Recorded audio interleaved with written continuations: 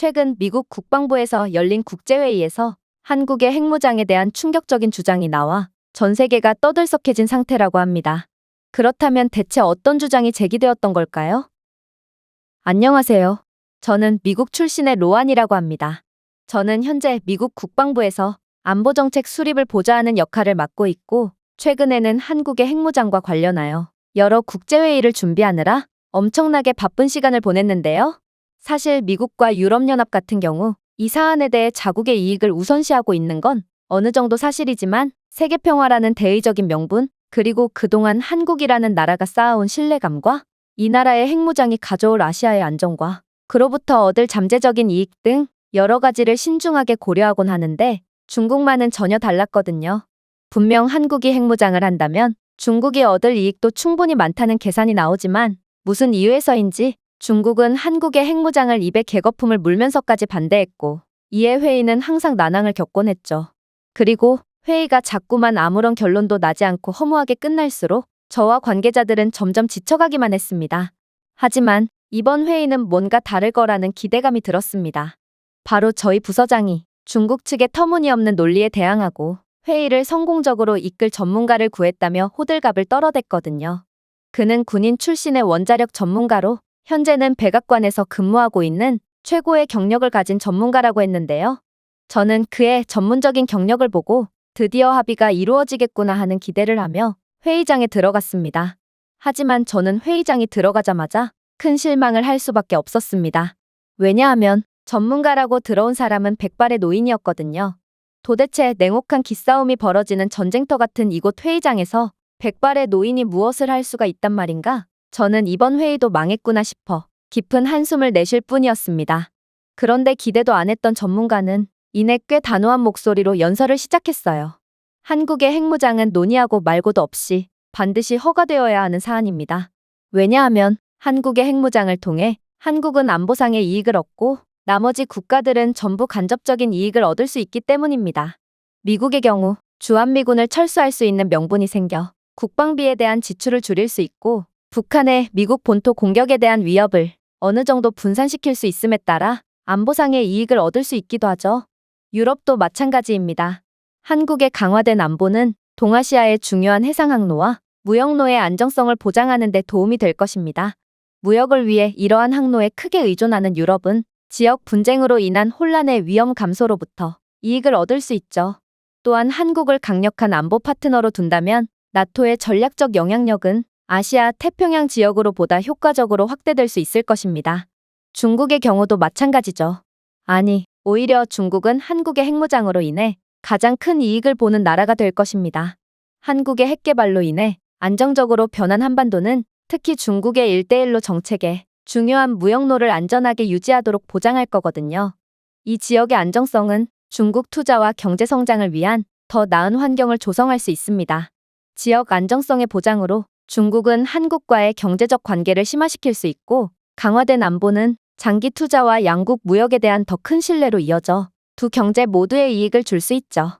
또한 결정적으로 한반도 근처의 중무장 병력의 필요성이 줄어들면서 중국은 남중국해나 서쪽 국경과 같은 다른 관심 지역을 우선시할 수 있는 더 많은 유연성을 갖게 될 것입니다. 이렇듯 한국의 핵무장은 우리 모두에게 이익만을 주고 있고, 날이 갈수록 막 나가는 북한의 위협을 고려해본다면 한국의 핵개발에 대한 승인은 너무나도 당연해 보입니다. 오히려 저는 도대체 이 당연한 사안을 왜 아직까지도 논의하는지 이해조차 가지 않는 수준이죠. 전문가의 주장은 완벽했습니다. 기존에 자기 할 말만 하던 생산성 없는 회의와는 달리 그는 각자가 얻을 이익을 매우 구체적으로 설명함에 따라 그 어떤 억지도 부릴 수 없도록 못을 박아버렸죠. 그러나 중국 측은 잠시 수군대더니 이내 상상치도 못한 말을 해오기 시작했습니다. 당신들은 왜 중국이 한국 따위와 경제적인 관계를 유지하길 원한다고 생각하지? 중국은 내수시장이 매우 강력한 국가로 굳이 한국과 관계를 맺지 않아도 대국의 지위를 유지할 수 있어. 또한 소국인 한국이 대국인 중국과의 경제적 관계를 유지하기 위해 애써야 마땅하고, 이건 굳이 우리가 노력할 필요가 없지.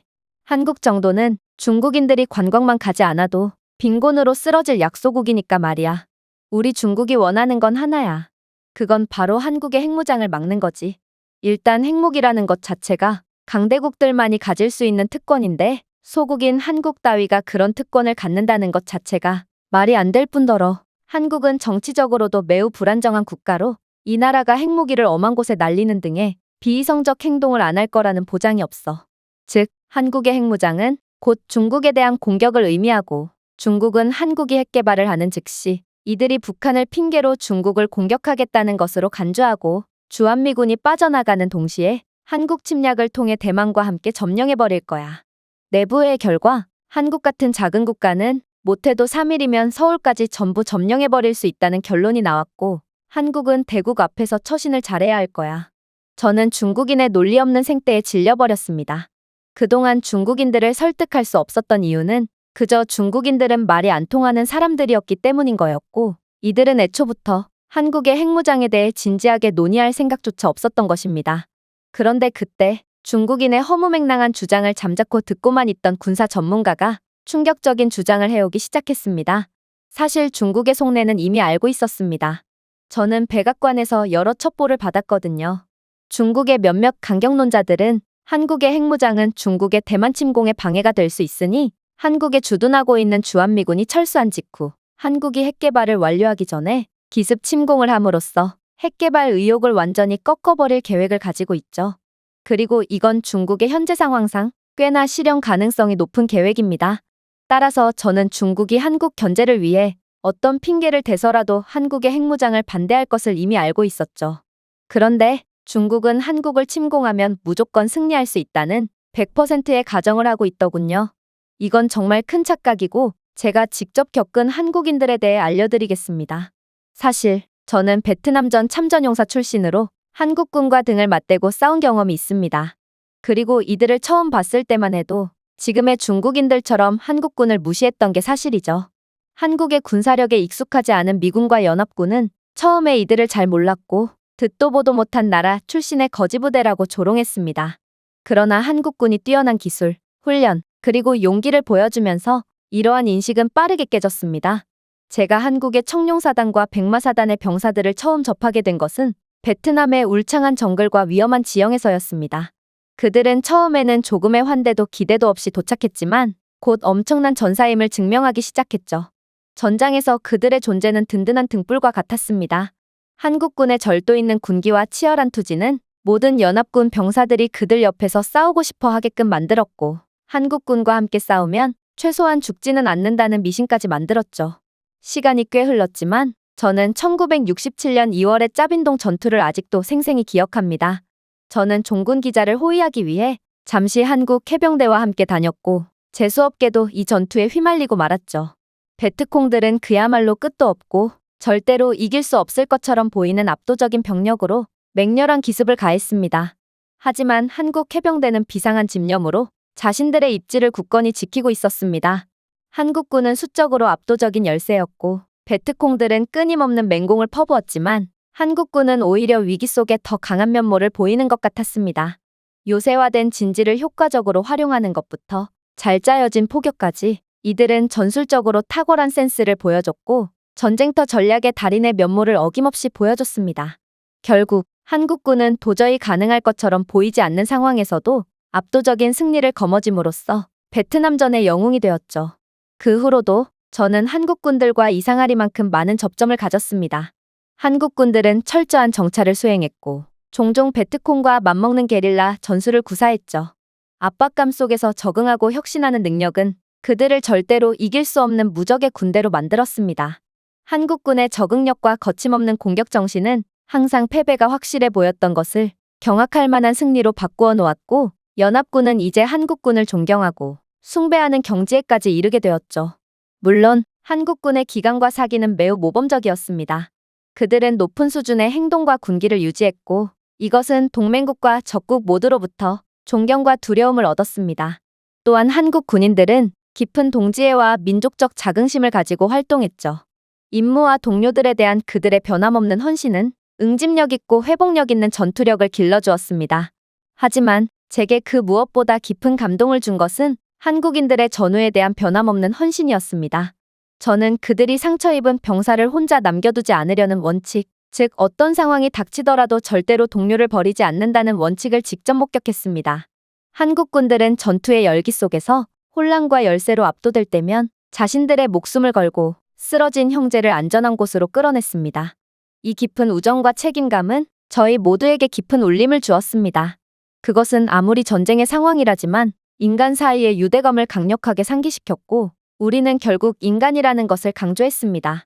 저는 메콩강 삼각주에서 있었던 밤샘 작전, 위험투성이의 작전을 기억합니다.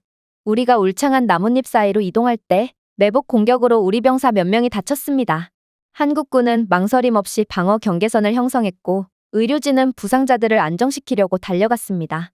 그들의 빈틈없는 협조와 공격 속의 용맹함은 모든 부상자들이 안전하게 대피할 수 있도록 해주었죠. 그들을 보면서 저는 기술뿐만 아니라 마음으로 싸우는 한국의 전사들에게 깊은 존경심과 감정적 유대감을 느꼈습니다. 한국 군인들과 우리의 동지애는 전쟁터를 넘어 확장되었습니다. 더 조용한 순간에 우리는 이야기와 식사를 나누고 서로를 존중하는 공동의 목적과 상호 존중을 가지고 문화 사이의 간극을 메웠습니다. 우리는 분명 언어가 전혀 통하지 않았지만 마음으로 충분히 소통할 수 있었죠. 고향에 대한 그들의 이야기와 그들의 전통, 그리고 공산주의로부터 고국을 지키려는 그들의 변함없는 결의는 우리 자신의 동기를 반영했고 언어와 국적을 초월하는 유대감을 만들었습니다. 사실 한국군을 좋아했던 건 연합군 병사들뿐만이 아니었습니다. 이들은 남베트남 민간인들 사이에서도 큰 인기를 얻었거든요.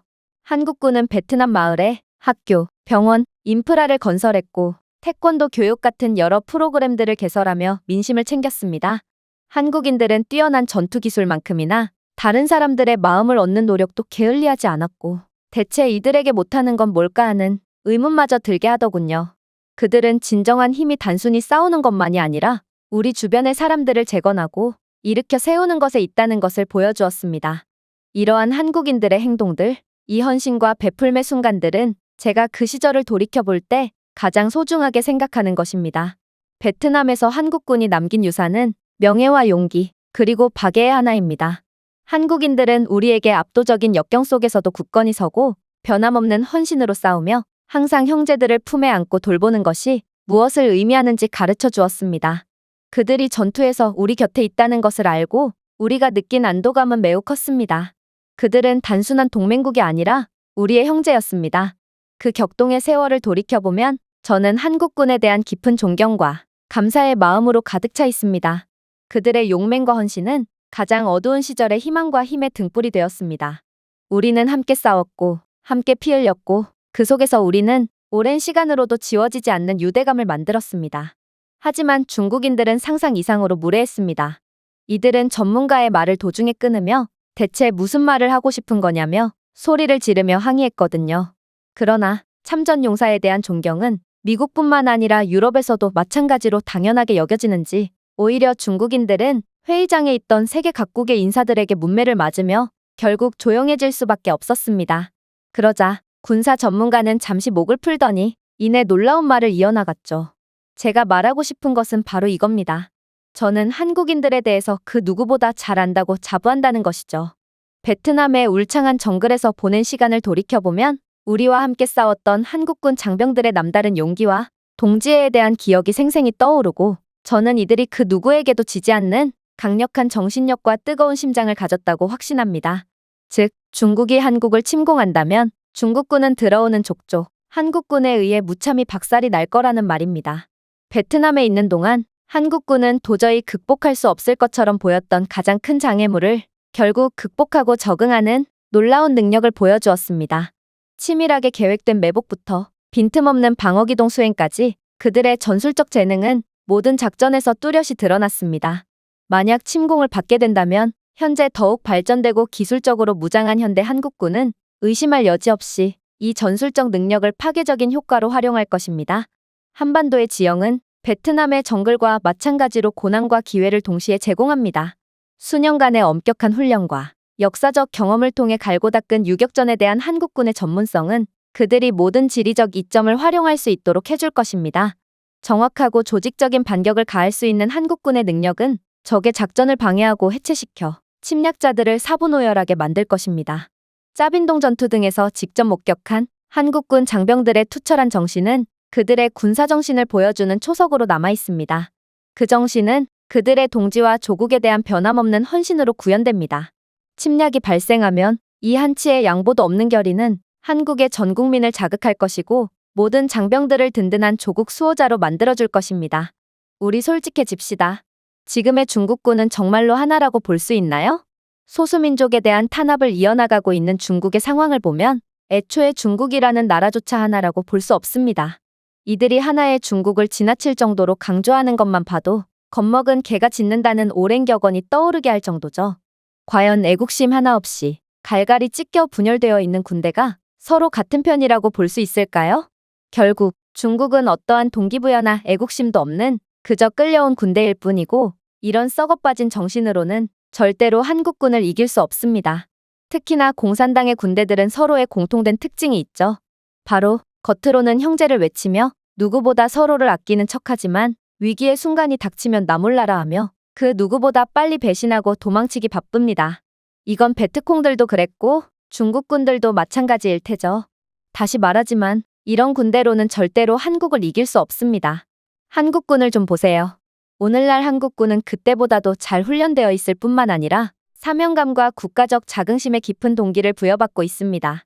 베트남에서의 한국군의 가장 두드러진 특징도 바로 그들의 우애와 단결심이었을 정도로 한국인들은 위기의 순간에 하나가 되는 특별한 능력을 가지고 있습니다. 이러한 변함없는 국민적 단결은 침공시 결정적인 요소가 될 것입니다. 군대에서 민간인에 이르기까지 국가 전체가 조국을 지키기 위해 동원될 것입니다. 결국 한국인들의 끊임없는 투지는 그들의 앞선 훈련과 결합되어 모든 대치 상황이 치열한 저항에 부딪힐 수 있도록 보장합니다. 중국군은 자국을 보호하기 위해 기술과 불굴의 의지로 무장되어 있는 강력한 군대에 직면하게 될 것이고 곧 베트콩들이 한국군에게 격퇴당했던 것처럼 무참히 쓸려나가 버리고 말 것입니다. 물론 이러한 한국인들의 단결심이 아니더라도 중국은 절대로 한국을 넘볼 수 없을 겁니다. 베트남에서 한국 군인들은 그들이 이용할 수 있는 자원과 기술을 최대한 활용했고 항상 적을 압도하고 앞섰습니다. 오늘날 한국의 군사적 이점은 첨단 미사일 방어 시스템에서 최첨단 감시 및 정찰 능력에 이르기까지 최첨단 기술로부터 얻을 수 있습니다. 이러한 기술적 우위는 적이 중대한 위협을 가하기 훨씬 전에 탐지, 추적 및 무력화하는 데 중요한 역할을 할 것입니다. 물론 한국군은 안 되면 되게 하라 라는 강력한 정신무장으로 어떠한 위기도 극복해낼 것이 분명하죠. 한국군은 침략자에 맞서서는 국민적 통합을 통해 힘을 얻고 무슨 수를 써서라도 조국을 지키겠다는 결의를 다질 것입니다. 중국군은 단순히 군사력만 가지고 싸우는 것이 아니라 민족 전체의 양보 없는 정신에 맞서게 될 것입니다. 즉, 대한민국의 용맹한 군인들과 함께 싸워온 저로서 한국이라는 벌집에 침략할 만큼 어리석은 나라는 반드시 전멸할 것임을 다시 한번 주장하는 바입니다. 대한민국 군대의 용맹함, 전술적인 탁월함, 기술적인 우위, 그리고 국가적인 단합은 그 누구에게도 견줄 바가 없습니다. 이러한 특성들이 그들의 역사와 문화에 깊이 뿌리 박혀 있고 한국은 필적할 수 없는 맹렬한 기세와 투지로 주권을 수호할 준비가 되어 있습니다. 베트남에 대한 기억은 제게 한국군이 무엇을 할 수 있는지를 강력하게 상기시켜주고 있습니다. 만약 중국이 전쟁을 일으킨다면 침략자 중국인들은 베트남의 정글에서 전세를 뒤집었던 바로 그 용맹과 결의를 만나게 될 것입니다. 그 결과는 분명할 것입니다. 한국의 꺾이지 않는 힘과 회복력을 고려한다면 의심할 여지 없이 한국이 신속하고 압도적으로 중국에 승리할 것입니다. 전문가의 강력한 주장에 그렇게나 거만하고 말이 안 통하던 중국인들은 겁에 질렸는지 볼펜을 잡은 손마저 떨어댔습니다. 아무래도 부서장이 베트남전 참전용사 출신의 전문가를 데려온 이유는 애초부터 중국인들을 한국의 핵무장에 대한 당위성의 논리로 설득할 생각이 없었기 때문인 것 같았는데요. 그리고 미국 국방부나 백악관의 핵심 인사들은 중국이 주한미군이 없는 한국을 물러보고 침공해올 가능성이 크다는 정보를 이미 입수한 상태인 것 같았습니다. 그러나 중국에서 나온 전문가들은 역시나 터무니없는 논리를 내세우기 시작했어요. 그런 당치도 않는 소리로 중국을 겁주려고 하는 거야?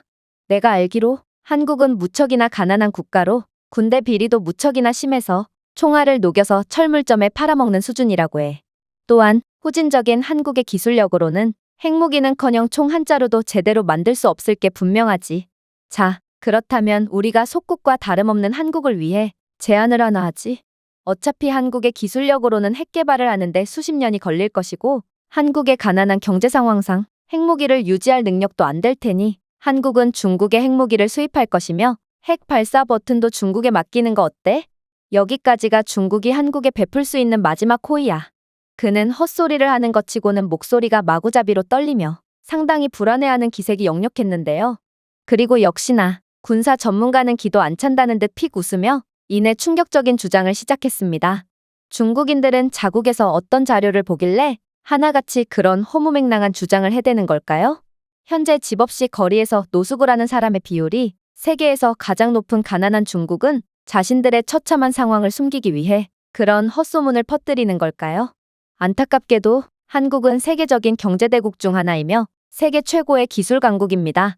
제가 원자력 전문가로서 말하자면 한국은 핵무기가 없는 국가지만 중국보다도 뛰어난 핵 기술력을 보유한 엄청난 나라라는 것을 밝히고 싶군요. 일단 한국의 원자력 기술은 세계 최고일 뿐만 아니라 한국의 과학자들과 기술자들은 민간 사업이라는 명목으로 핵무기 관련 연구에 참여한 것으로 추정되거든요. 사실 원자력 기술이라는 부분이 민간과 군사 부분에 대한 경계가 워낙 모호하다 보니 한국은 이러한 모호한 부분을 이용해 언제 얻게 될지 모르는 핵무장에 대해 미리 준비해 놓은 것으로 보입니다. 즉, 한국은 기술적인 준비와 전문성을 확보하여 이미 당장이라도 핵무기를 만들 수 있을 만한 모든 준비와 기술력을 갖추고 있다는 것이죠. 한국은 핵무기의 핵심 요소인 플루토늄 야금, 폭발 렌즈, 핵 기폭장치 등에 대한 연구를 이미 수행한 상태로 예상되고 이러한 기반 작업이 이루어지면 실제 무기 생산으로 전환하기 위해서는 일련의 테스트 과정을 거친 후 필요한 부품을 조립하는 것 외엔 별다른 과정을 거칠 것도 없죠. 그런데 아마 한국은 그러한 테스트 과정조차 상당히 쉽게 처리할 수 있을 것입니다. 한국은 인공지능과 첨단 시뮬레이션 기술 분야에서도 상당한 권위를 가진 국가로 인정받고 있고 이러한 기술을 사용하면 핵무기 개발을 더더욱 앞당길 수 있거든요. 인공지능은 설계와 생산 과정을 최적화할 수 있고 고충실도 시뮬레이션은 물리적 실험 없이 핵폭발을 모델링하고 다양한 무기 설계를 테스트할 수 있습니다. 이 접근 방식은 잠재적인 문제를 식별하고 해결하는 데 필요한 시간을 줄여 전체 개발 과정을 간소화하겠죠. 그러나 한국의 가장 무서운 점은 따로 있습니다. 바로 한국은 핵분열성 물질 비축과 첨단 기술 인프라로 핵장치를 신속하게 조립할 수 있다는 것인데요. 핵분열성 물질이 이미 정제됐다고 가정하면 이를 기능성 탄두로 바꾸는 데는 플루토늄이나 고농축우라늄 핵을 고폭 렌즈, 기폭장치 등으로 조립하는 작업이 포함됩니다. 한국의 정밀공학 능력은 이들 부품을 신속하게 제조하고 통합할 수 있도록 보장하고 이를 통해 핵무기를 신속하게 생산할 수 있도록 하겠죠. 즉, 한국은 핵개발 승인이 떨어짐과 동시에 당장 몇 주만 해도 핵무기를 개발할 수 있다는 것입니다. 이는 핵 연구 개발에 수십 년이 소요되는 등 후진적인 기술력만을 보여줬던 중국과는 완전히 반대되는 상황이죠. 그런데 한국이 생산해낼 핵무기조차 중국과는 비교도 안 되는 강력한 무기가 될 거라는 사실 알고 있나요? 한국은 현대 핵무기 개발에 매우 중요한 전자 및 반도체 기술의 글로벌 리더입니다. 첨단 컴퓨팅 및 정밀 제조 능력은 탄두를 소형화하여 보다 효율적이고 배치하기 쉽게 만들겠죠. 이러한 기술은 또한 핵미사일을 위한 정교한 유도 시스템을 생산할 수 있게 하여 정확성과 신뢰성을 크게 향상시켜 중국이 기존에 가지고 있던 핵무기보다 십수배 이상 뛰어난 핵무기가 될 것입니다. 자, 이제 중국이 한국에 핵무기를 판매하고 핵사용 권한도 가져가겠다는 소리는 지나가는 개도 안 웃을 만한 헛소리라는 것이 이해가 되었나요? 중국이 아무리 억지를 부리든 한국의 핵 무장은 반드시 통과될 것이며 사실 국제사회는 더 이상 중국의 입장이 중요하지도 않게 되었습니다. 핵무장한 한국은 점차 중국의 자리를 대신하게 될 것이고 점점 소외되고 침몰하는 중국은 나중에 가서야 한국의 기술력을 진작에 본받고 배우려고 하지 않은 것을 후회하게 되겠죠. 전문가의 연설에 중국인들을 제외한 모든 사람들이 박수를 보내기 시작했고 중국인들은 멋쩍은 듯 회의장에서 도망나가는 것을 끝으로 회의는 종료되었습니다. 앞으로의 상황이 어떻게 전개될지는 모르겠지만 저는 한국이라는 나라의 스토리에 완전히 감명을 받고 이 나라를 응원하게 되었습니다. 제가 준비해온 내용은 여기까지입니다. 끝까지 시청해주셔서 진심으로 감사드리며 여러분들의 구독과 좋아요, 알림 설정은 영상 제작에 큰 힘이 됩니다. 이상 세모튜브였습니다.